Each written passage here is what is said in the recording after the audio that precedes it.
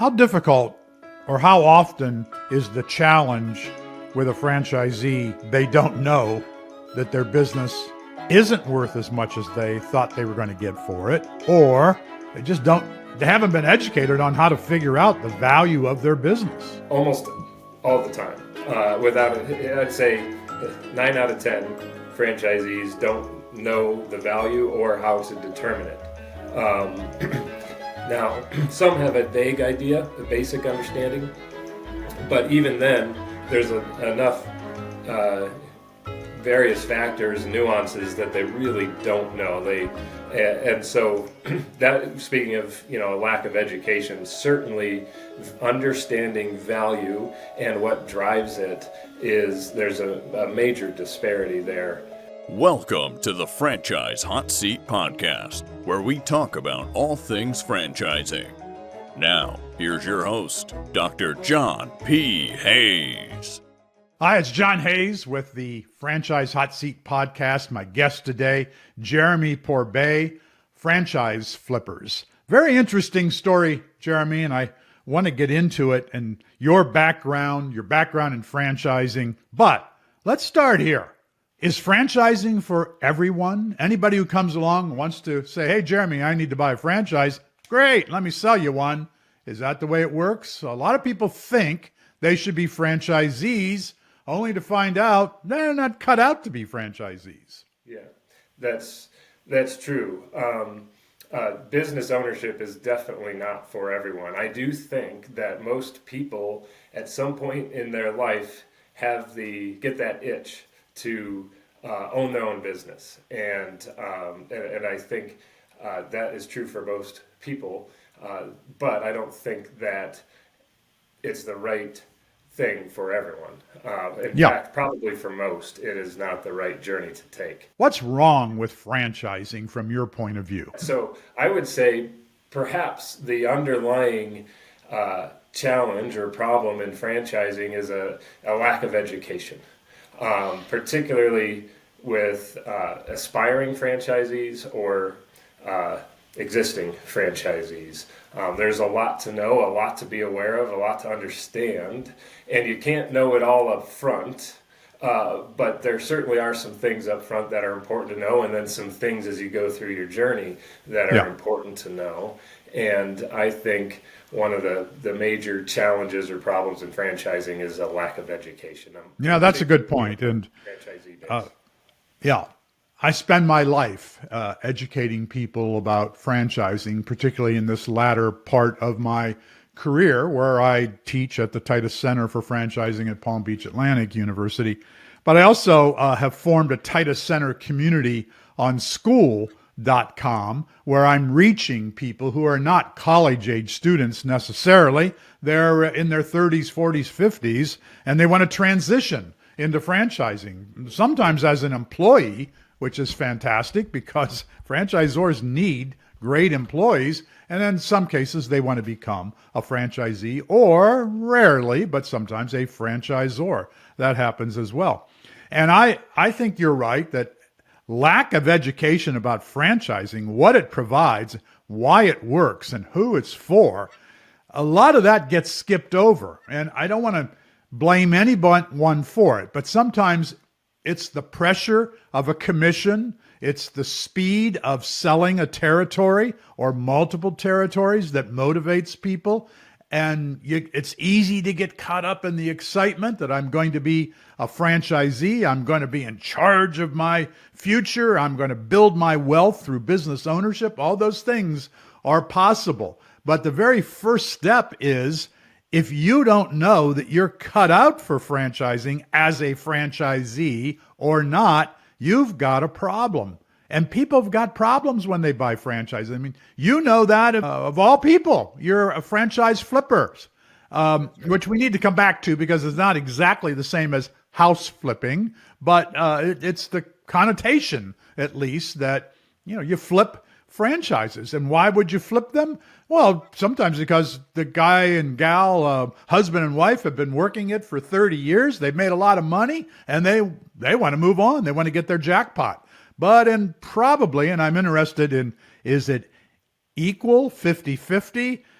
people who have not done well. They didn't hit the jackpot like they thought they would, and they need to sell the franchise, and they come to franchise flippers, which is a great concept. So let's back up there. You were a franchisee. Let's talk about that for a minute. How did you get into franchising and why? Yeah, so I had just graduated from college, had already started a small business in college, and after I graduated, my dad said, "Hey, I'm interested in this franchise. Do you want to build it with me?" He said, "I'll pay for it. You do all the work." Although he did plenty of work too, but he said, "You want to do that?" I said, "Sure." So at the age of 22. We bought our first franchise territory. I think we actually bought 2 of them. I opened that first location, and we did well. So then the next year we opened our second location, probably a little prematurely, looking back, hindsight. We could talk about that if you want, but and slowly progressed, and we ended up growing to about 5 to 7 locations. It kind of fluxed over the course of I don't know what it was, about 15 years. And I was part of a brand that grew from about 300 units when we joined, and from that to about over 4,000 locations over the course of those 15 years. Yeah. So it was a fun ride to be a part of and hopefully contribute to. I believe we did that as well, and learned quite a bit. Are you okay sharing the brand? Sure, absolutely. Yeah, it was Liberty Tax Service. Yeah. Liberty Tax, John Hewitt. I suppose you met John Hewitt personally, because I know he likes to get involved in franchise sales. How did that go? Yeah. Well, John Hewitt has been and still is a mentor of mine, and he has invested countless hours and dinners and meetings with franchise owners, and I was one of those many, and have shared a number of meetings and meals with him that he's been kind enough to invite me into and share his stories and experience and wisdom, and that was very foundational in my franchise journey and where what I've learned and where I am today, and so, yeah, and that is many others. I want to add a little plug for the Selling Franchises Summit, January 23, 24, 2025 at the Titus Center in West Palm Beach. And John Hewitt is the lead-off keynote speaker. He's done some tremendous things in franchising where he has helped people like you. I hear this over and over about John, how he nurtured his franchisees. Can you talk a little bit about that, the importance of having a franchisor like that? Yeah, well, yes. And by the way, anyone who can attend that, it will be well worth it just for that piece alone. And I'm sure there'll be others as well. But any time to connect with and hear from John Hewitt is well worth the effort. Now, he nurtured his the brand and the franchisee base in a variety of different ways. But one of the things that he would always say is one of the keys to success in franchising is having happy, successful franchisees. And he said that over and over again because he knows that's important. If the franchisees aren't happy, if they're not successful, the brand will not be successful. And so that seemed like the starting point from my vantage point and what he would champion.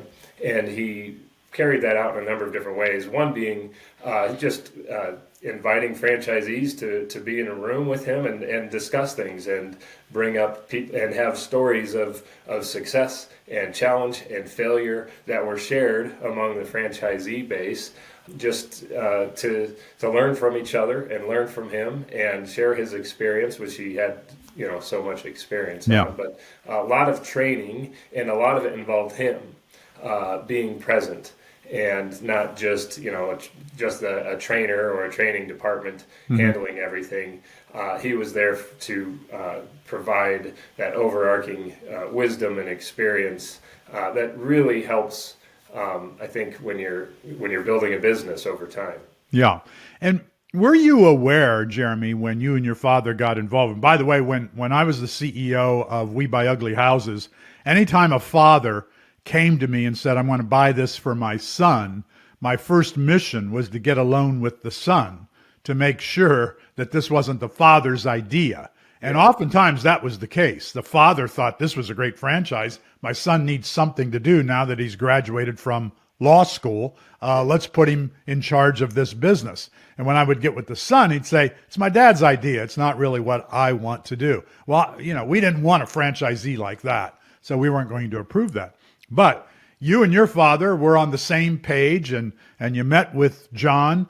Were you made aware that, not all Liberty tax offices become wildly successful, and in fact, some fail? Did you know that going in? I would say no.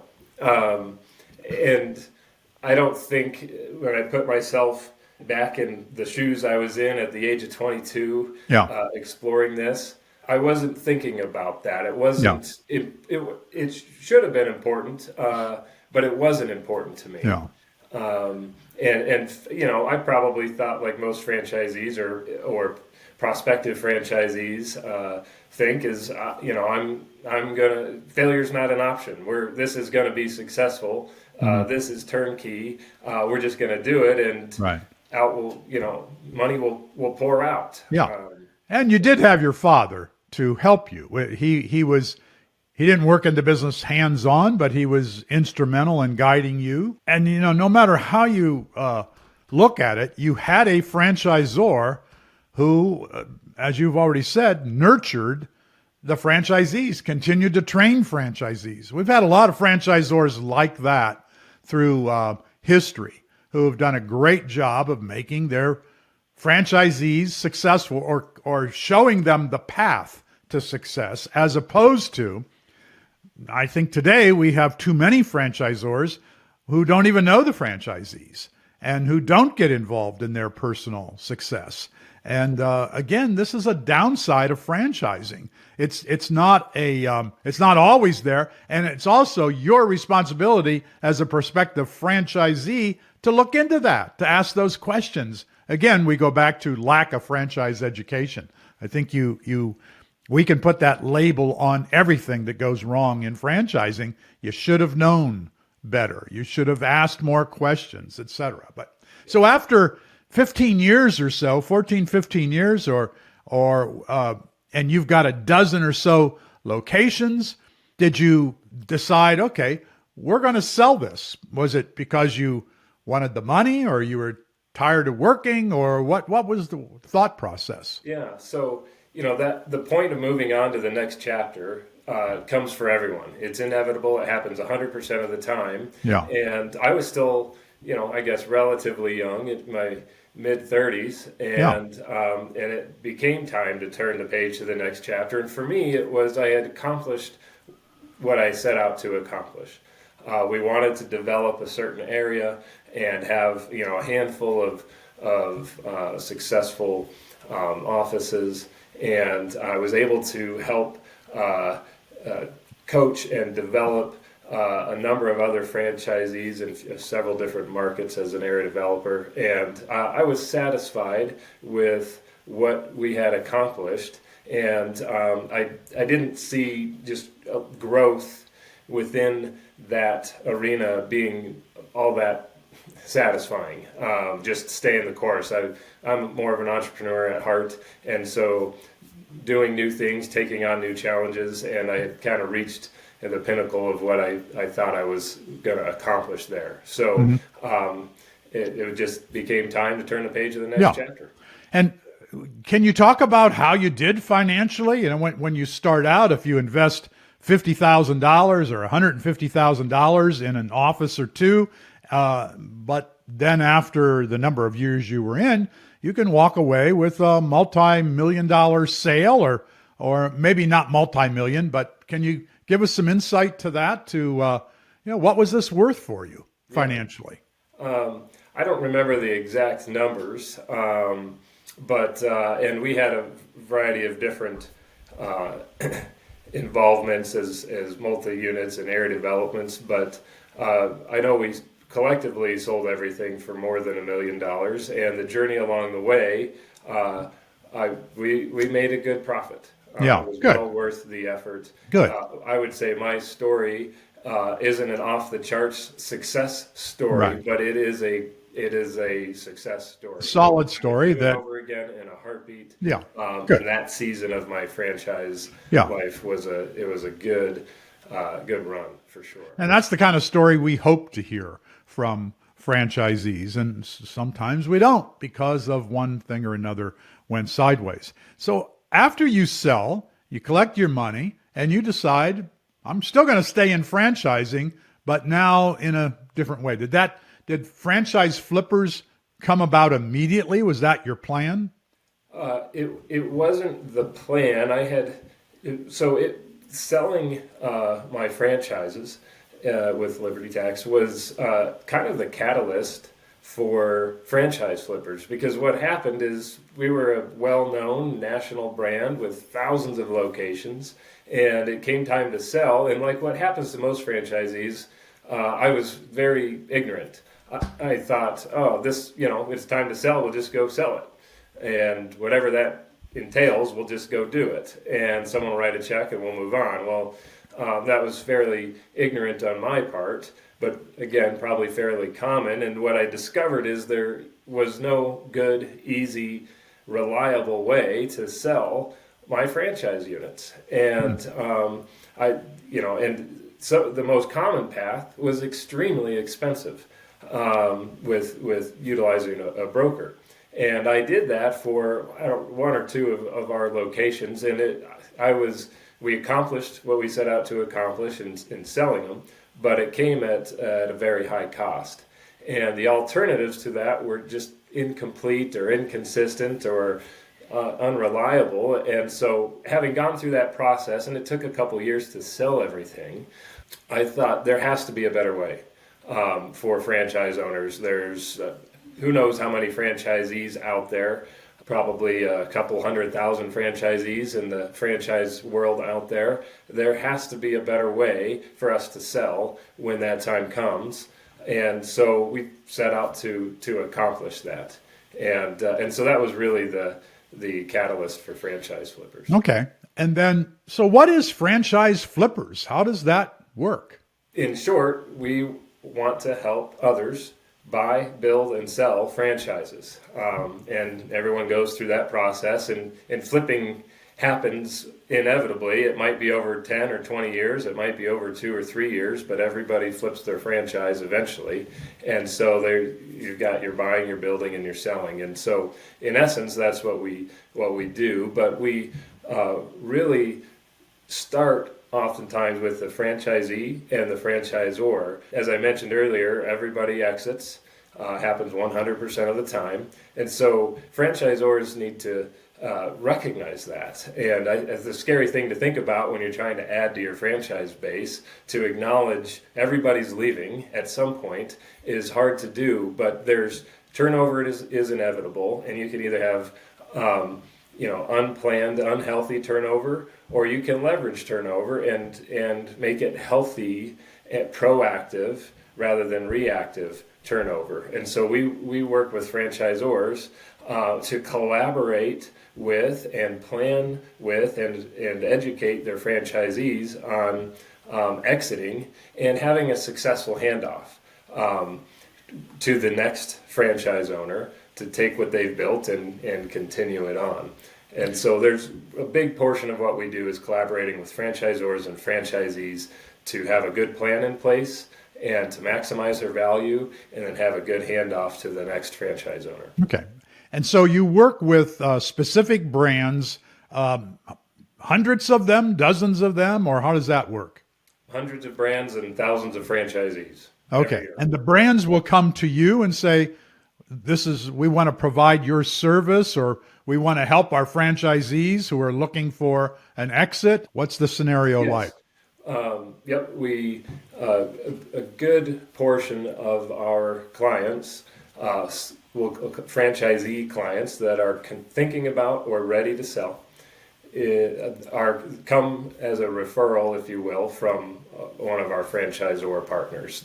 They've recognized we always have franchisees. If you got more than 5 franchisees, someone at least is thinking about or planning on selling, and so they'll rather than having to have their own resale department, which is hard to do, and it's very different than new sales, they essentially will outsource that resale department to our team, and then we collaborate so they're in the loop and so forth. So what's it cost a franchisee to sell their unit today or collection of units? Yeah, so that's a great question, and it depends on how they go about selling it. If you utilize a business broker, it's the first 10% of what you sell your business for. If you sell it for $500,000, obviously the first $50,000 and is going to the broker. And buyers don't pay extra to cover the commissions for a seller. And if they did, and you're a seller, don't you want to keep that $50,000 extra? Yeah. That path, I'm not saying is a bad path. I've used that path, but it's very expensive. What we try to do is assist franchisees in selling without having to pay a commission. And so then there's 4 key steps to selling a franchise. That's determining your price. What is the business worth to a buyer? And so we work with franchisees to do that. We charge just $800 for that.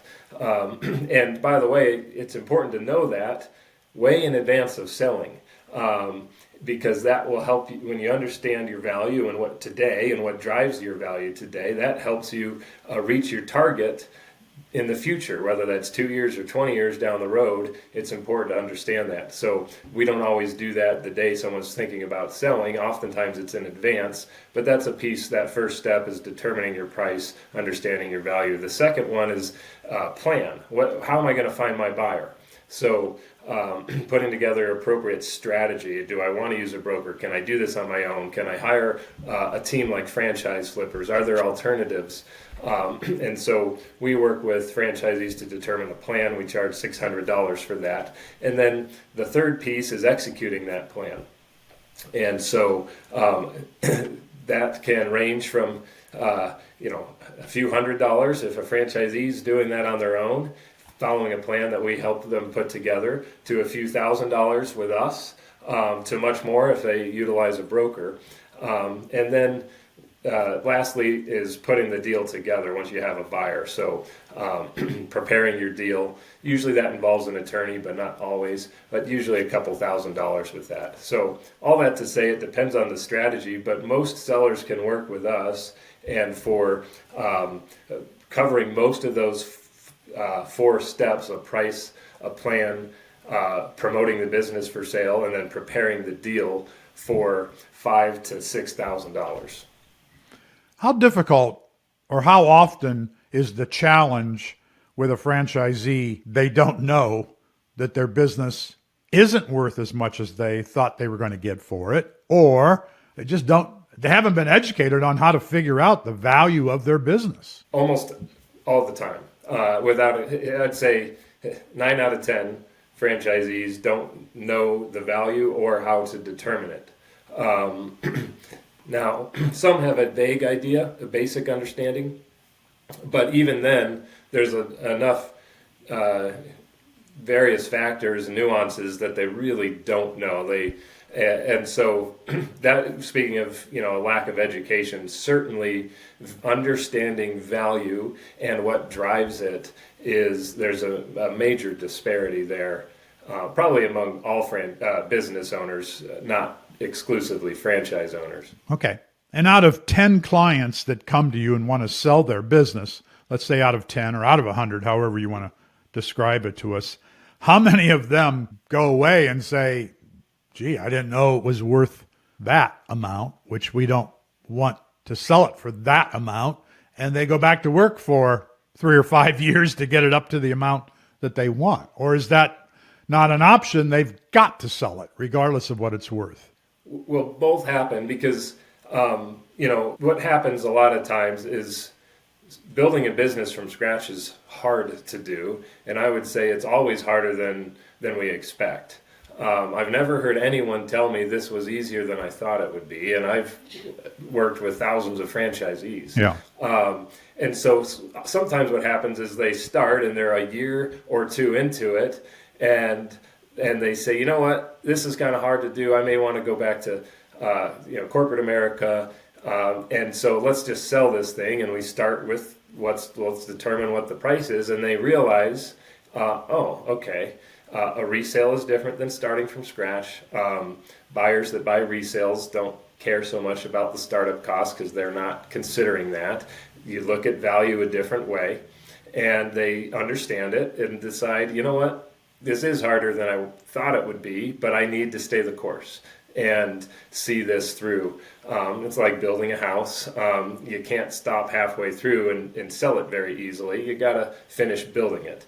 And so that happens quite often. I don't know if I could give you a great percentage, but it probably around half of the time that's what happens. And now there's other scenarios where life changes get in the way, unexpected health issues, etc. And so it may be premature, and they may be willing to stay the course if they could, but they just simply cannot. Yeah. And that is a fairly significant portion of those that are coming to get decide they need to understand the value because they want to sell, and they're not there yet. But oftentimes it's just because of unfortunate life circumstances arriving. So. And what do you do? How long does it take for you to help a client determine the value of their business? Is this a long process, or do you do it in one session over a Zoom, or how does that work? Yeah, great question. The short answer is it's about 1 to 2 weeks. There's a little bit of back and forth. We collect some financial statements. We make some adjustments to understand the true cash flow of the business, and then we go and get comps of similar businesses of similar size that have sold in the past, and what have buyers historically been willing and able to pay for businesses like yours. We gather that data, analyze it, organize it, apply it to their business, and put together a nice report, and then we review it together, have a discussion, and so it's not a lot of work for the franchise owner, but it does take a couple weeks, usually just a little bit of back and forth, and allow time for us to review it and discuss it together. And when you come up with the value of the business, is it when you sell, is it what we hear all the time about private equity? Well, they're paying 8 to 10 times some number. Are the buyers that you find paying a multiple of some number? And if so, what is that number, and what are the multiples like?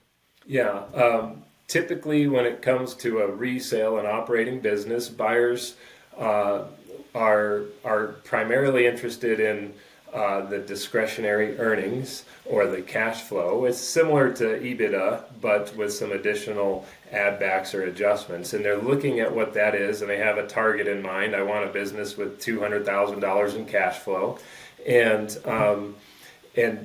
so that's what buyers are looking for. And that typically the multiple that is paid for a business depends on how much cash flow. So the buyers will pay a higher multiple to get more cash flow. So a business that produces $100,000 in cash flow is going to have a lower multiple. And it's going to vary a little bit from one type of business to the next, but we'll call it roughly a 2. Okay. And then you get, let's say there's a business with $1 million in cash flow. That could be closer to a 5 multiple. Mm-hmm. So it's really going to depend on how much cash flow the business produces. Okay. And my next question, what's selling now? What do people want to buy? We've got food businesses that are really challenged today, narrow margins, trying to find somebody to work in the business. Everybody's experiencing that as well, but particularly food businesses, we know that they don't open part of their capacity because they don't have anybody to go wait on the tables and serve the food. Service businesses appear to be the most popular today, but even within services, there are services at home, there are personal services, there are services that happen via a vehicle, or you've got to go somewhere for the service. What's popular today? What do people want to buy? Well, first of all, I want to say that anything that's producing a good cash flow, anything that produces a good profit is selling. Okay. And so if you have a business that makes money, there's someone out there that wants to buy it. Now, and that doesn't discriminate among different industry types, just pretty much across the board, there'll be a buyer that wants it. Now, below that broader level there, I would for sure service and home service businesses are selling well. Some health and fitness is really hit and miss, but some of our best we'll say operations are in the health and fitness, moving and hauling, whether that's moving furniture or hauling junk. That industry has been very successful in terms of buying and selling. So those are the few that just pop out at the top of my mind. And who are the buyers? Are they younger, older, couples, partners coming together? Who's buying franchises now? Yeah, that's a good question. I'd say I think that I have a pretty good vantage point. We see a lot of different transactions and a lot of different buyers. I would say virtually everyone is exploring buying, all ages. Those that actually will pull the trigger tend to be those that have worked 10, 20 years in corporate America, and they want something different. And so middle-aged, lots of husband and wife teams. We see that a lot. And I think that works out quite well in many cases. Mm-hmm. So, but yeah, middle-aged professionals, husband-wife teams are probably the biggest segment of buyers that we see. And probably not too many who were your age at 22, who bought your first franchise with your father's help at 22. And those are the students who I teach at Palm Beach Atlantic University. And they have a good education about franchising. And 97% of them, they're Gen Z, they want to become business owners. And 9 of 61 who I've graduated to date, 9 of them have bought franchises. In fact, the 9 bought into 10 different brands so far. But generally, I'd probably have 18 of them as franchisees if they had the money or they had a parent who backed them up. So that's generally the problem. They know they've got to go get a job for a period of time. And that's not so bad either, that they go and work particularly for a franchisor. No one who completes my program is looking for a job. By the time they graduate, they get 2 to 3 offers from franchise companies. So I would imagine that while the Gen Zs are going to be strong buyers in 10 or 12 years or so, right now you probably don't see much of that. That's true. Yeah. And the primary reason is they don't have the money. Yeah. We get a lot of Gen Zers that will inquire, but they don't have the means to move forward. Right. And what about situations? How soon do you know that your client who wants to sell, this is going to be a needy client or not a good client? And I don't really know, what makes a bad client for you? Are they needy? Do they not listen? Are they just, their expectations are way out of whack? And what do you do about that when you get them? Yeah, I will say this, and this is genuine. Most of our clients come to us and recognize that they need help, and they're coming to us for that help. And so our advice and our direction and our resources are received very well. And maybe the more difficult clients just don't call us. I don't know. But maybe 1 out of 100. And I'd say the thing is, if you think you know how to do this, go through this process, and then you don't need us. But most people haven't sold a franchise before. The next time they do it is the first time, and they know it. If I think a lot of times when they've predetermined that their value is this because that's what they want it to be, that can be a little difficult. But even once we work with them a little bit, they come to understand what drives it. I would think a good thing about franchisees, successful franchisees, is that they have learned through the years that their business is successful because there's a system that tells them what to do and when to do it, how much of it to do, etc. Well, systems are underneath anything that's successful. How we study. There's a system to how we study. Surely there's a system to how to sell a business. And a franchisee of all people would know, well, let's go explore the system, find out the system, either learn the system and do it on our own, or engage Jeremy to help us execute the system.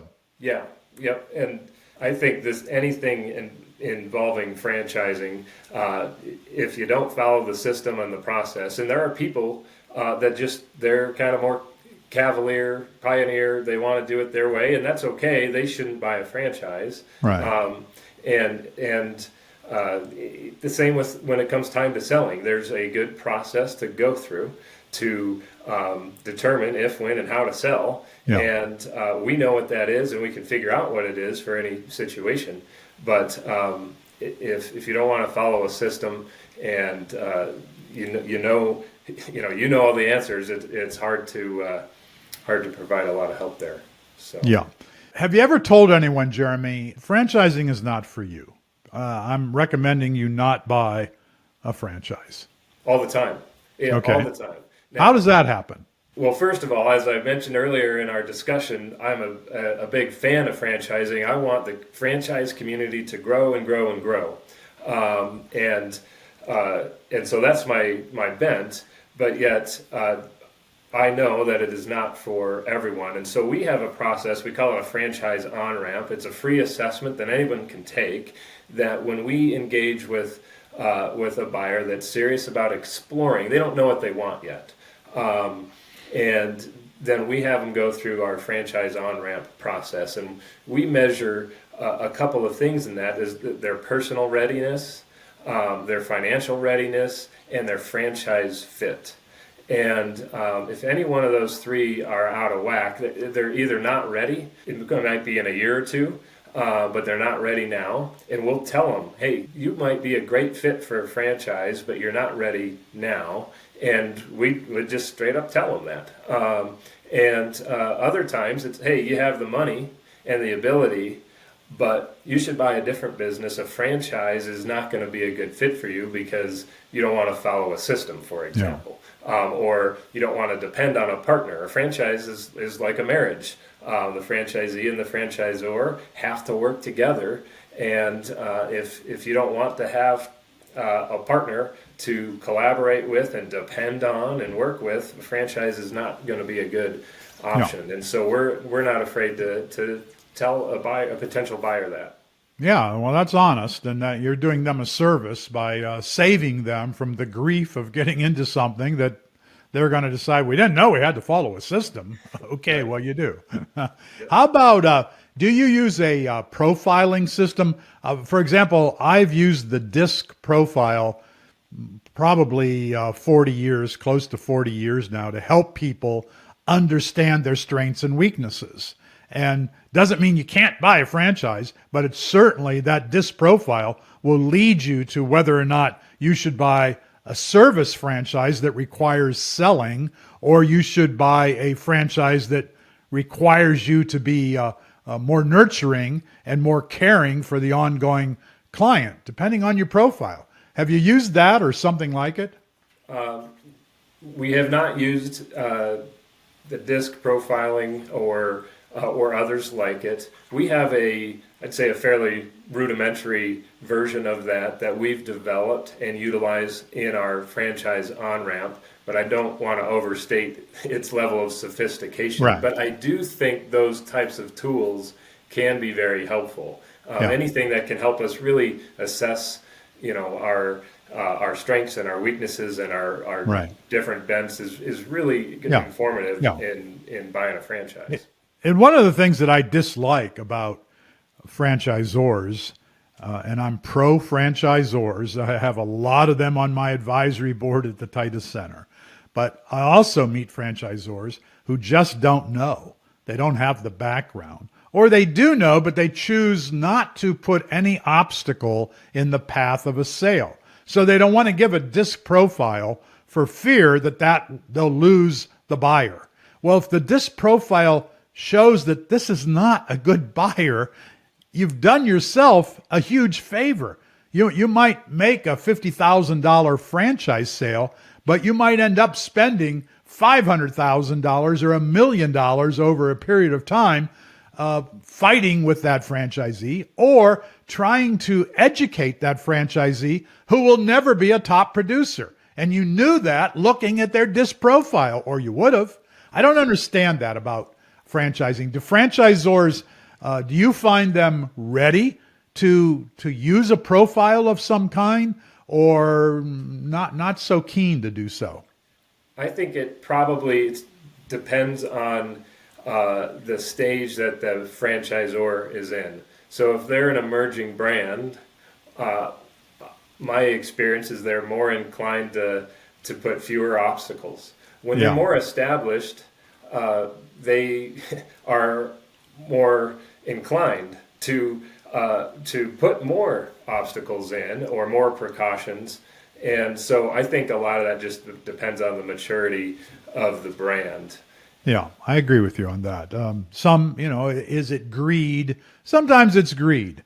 There's a brand that has collapsed in the last month or so in the miniature home building business. Franchisees are all over Facebook. I've seen it there, losing life savings.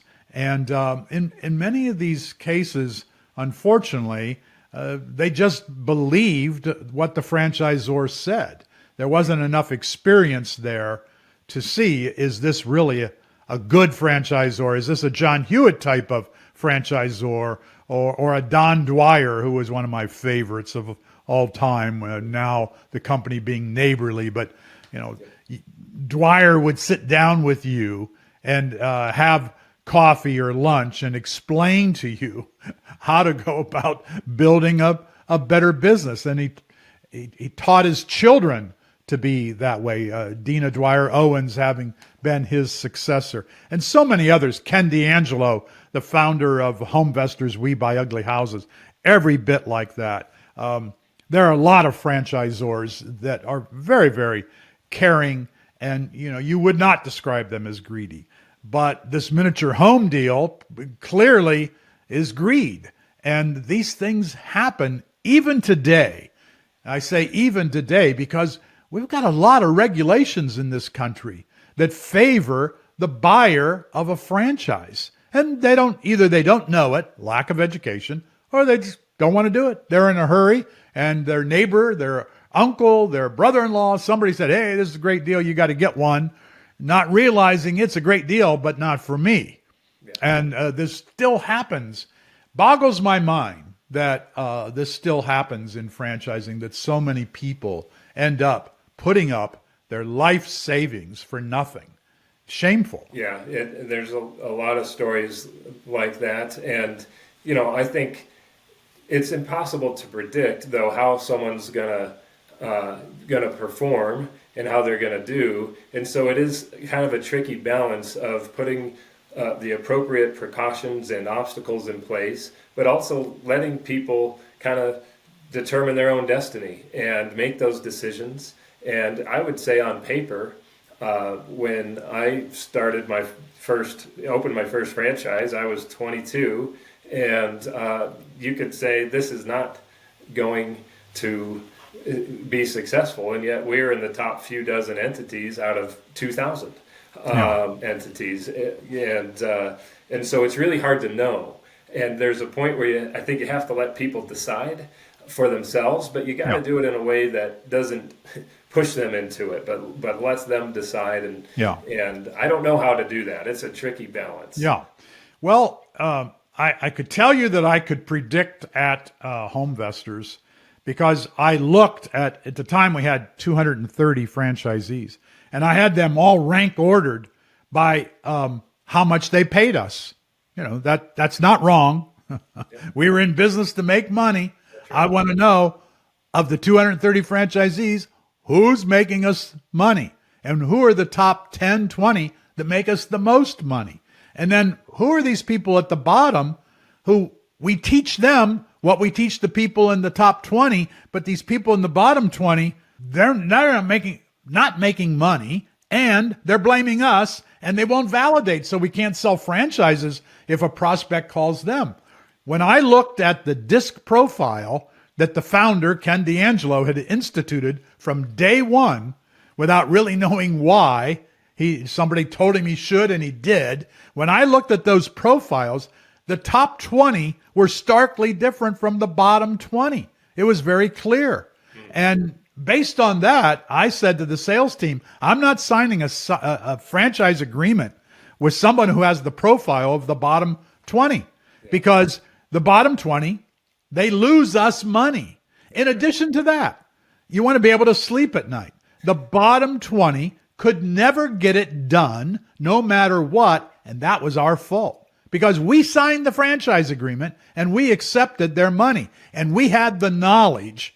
Now, Ken didn't, because Ken didn't really pay that much attention to that profile. But when he died and I suddenly was in charge, I had to figure out, how do we identify someone who has the potential to be a top performer? And franchisors will often say, we just bring in everybody. We train them. We can train anybody to do this. No, you can't. That's not fair. And that's not true.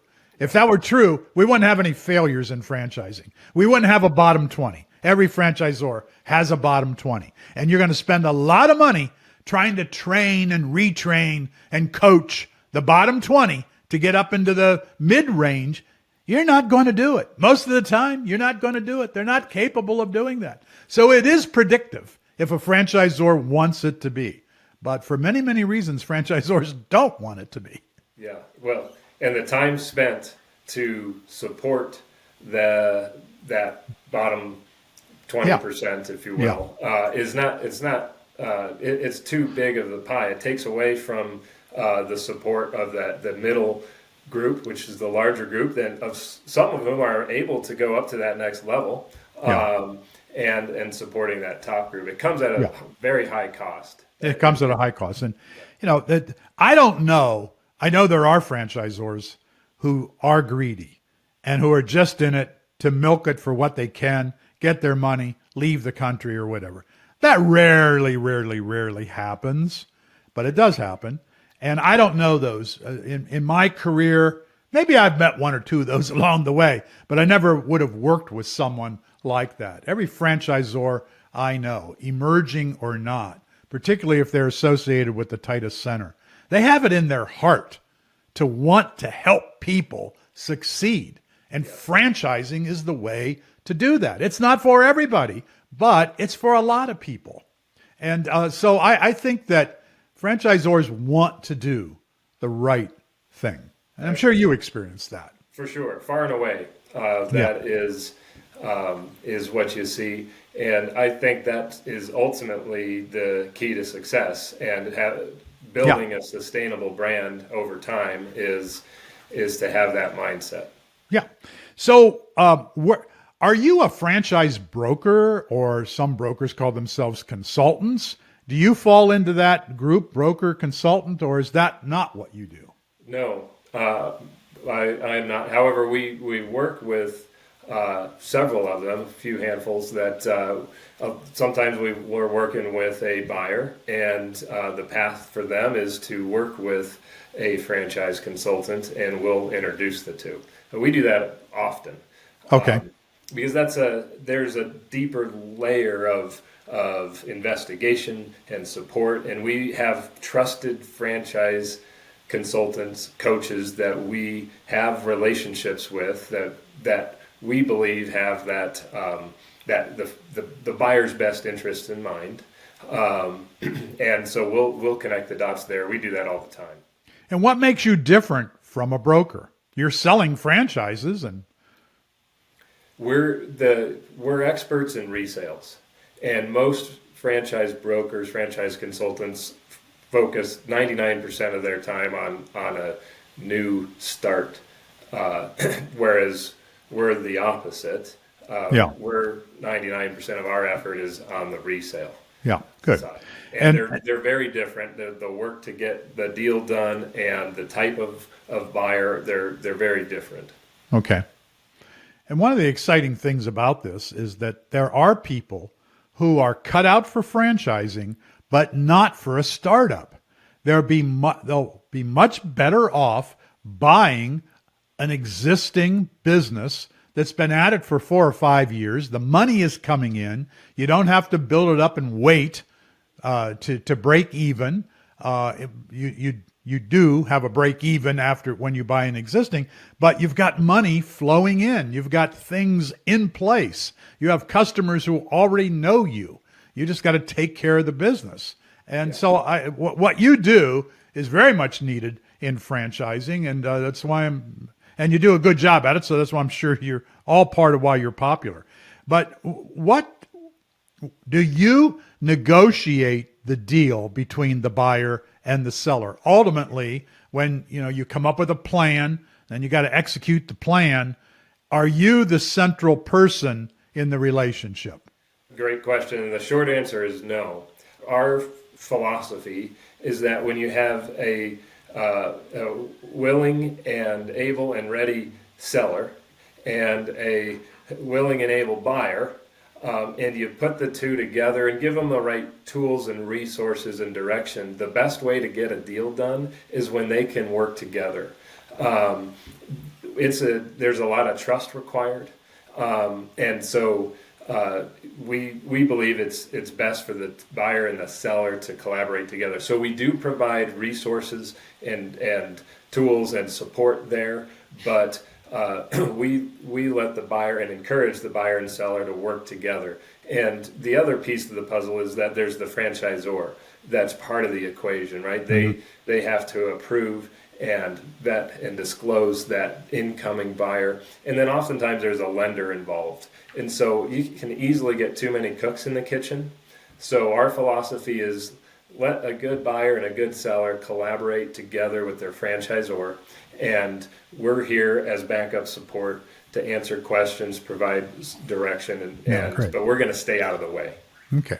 I got one final thing for you. I know we're up on time. Absentee ownership of franchises. What do you think? What's your opinion? Yeah, great topic. And I'll say this, my observation and belief is that absentee ownership happens over time, not overnight. And so to come into a franchise system in which you're starting from scratch, buying existing might be a little different, but starting from scratch, it is very difficult to have a full-time job somewhere else and to build a business from the ground up. Now, I've seen many cases of successful absentee or semi-absentee ownership at all different levels of franchises, low cost, high cost, everything.